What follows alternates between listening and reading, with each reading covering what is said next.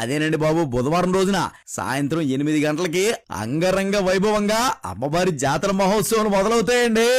బుట్ట బొమ్మలు, గరగలు, కోబ్రా డాన్సులు, శక్తి వేషాలు, కేరళ డప్పులు, అఘోరాలు చెప్పడానికే మాటలు రావడం లేదు గాని ఓసారి మీ కళ్ళతో మీరే చూసి ఆనందించండి. మరి ఏప్రిల్ 3వ తారీఖు అనగా గురువారం ఉదయం అమ్మవారికి చలివిడి పానకాలు, అలాగే అదే రోజు రాత్రి 8 గంటలకి శ్రీ వెంకటేశ్వర నాటక మండలి వారిచే సింథామణి నాటకం అండి బాబు. మరి ఊర్లో ఉన్న జనమంతా వచ్చి ఈ సింథామణి నాటకం చూసి ఆనందిస్తారని కోరుకుంటున్నామండి. అలాగే ఏప్రిల్ 4వ తేదీ అనగా శుక్రవారం రాత్రి 8 గంటలకి ఎరైటీ బుర్ర కథ కార్యక్రమం ఉందండి.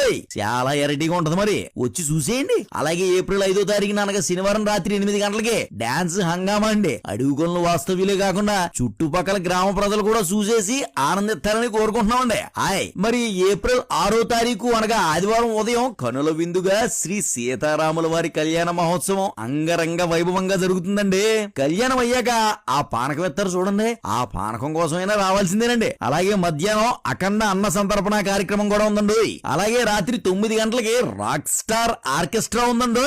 మరి ఆర్కెస్ట్రాలో మన జబర్దస్త్ రైజింగ్ రాజు గారు మనల్ని నవ్వించడం కోసం హైదరాబాద్ నుంచి వచ్చేస్తున్నారండి బాబు. మరి ఏప్రిల్ 7వ తేదీ అనగా సోమవారం సాయంత్రం 4 గంటల నుంచి రథయాత్ర ఉంటదండి. ఫుల్ బ్యాండ్ తో ఇసుకెత్తే రాలండి బాబు జనం. చెప్తుంటే మీకు చూడాలని ఉంది కదండి, మరి మీరు కూడా వచ్చేయండి. మరి ఇట్లు ఉత్సవ